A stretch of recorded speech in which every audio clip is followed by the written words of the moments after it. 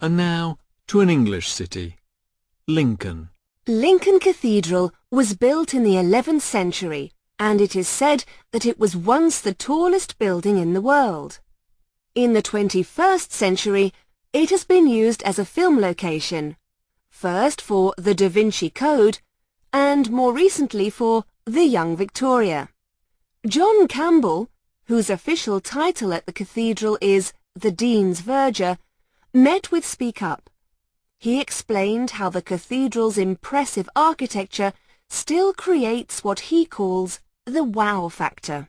There was a prize, a worldwide prize of the Da Vinci Code, and 100 people won a prize from all over the world to visit all of the sites of the film of the Da Vinci Code. They went to the Louvre, they went to Burghley House, they went to Westminster Abbey, and one of the trails was to pay a visit to Lincoln Cathedral. So we decided when we got them here, and don't forget they'd come from India, Africa, Japan, South America, Switzerland, Iceland, and there was 100 people, cosmopolitan, and we thought we'd get them off the coaches.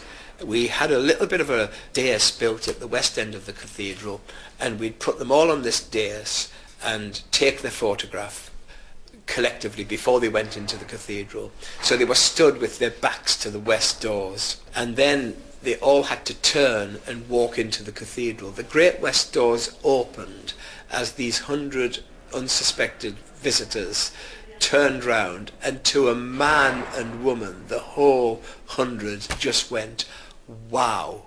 And that, I'd heard the odd person come in singularly and say, wow, but for 100 people to turn, and they were dumbstruck, and they just stood at the west doors, and it took a little bit of getting them in because they didn't want to move. They wanted just to soak the atmosphere up, and that was sort of an endorsement of the Lincoln wow factor.